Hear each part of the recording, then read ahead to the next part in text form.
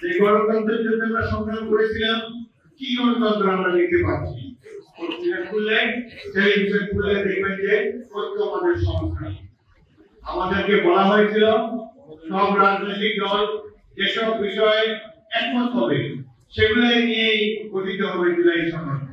সেটাই পরবর্তীকালে নির্বাচিত প্রতিনিধিরা সংসদে অনুমোদন করবে।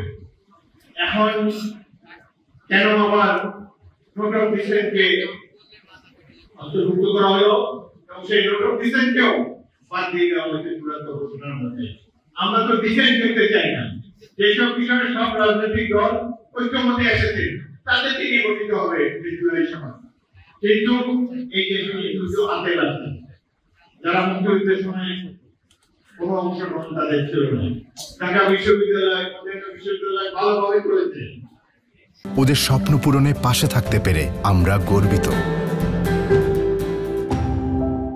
অনেক শিক্ষককে যদি তালিকা হত্যা করা হয়েছে, কিন্তু যদিও তারা বাংলাদেশের পক্ষেই ছিলেন, কিন্তু দেশের 1% লোক সশস্ত্র মুক্তিযুদ্ধে অংশগ্রহণ করে নাই।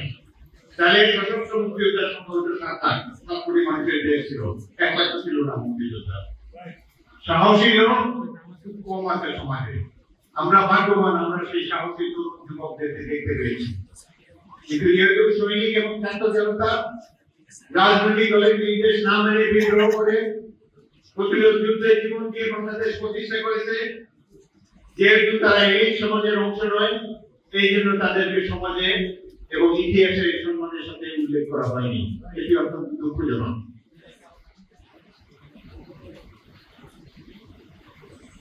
এই জুলাই সনদ নিয়ে অনেক কথাবার্তা হচ্ছে।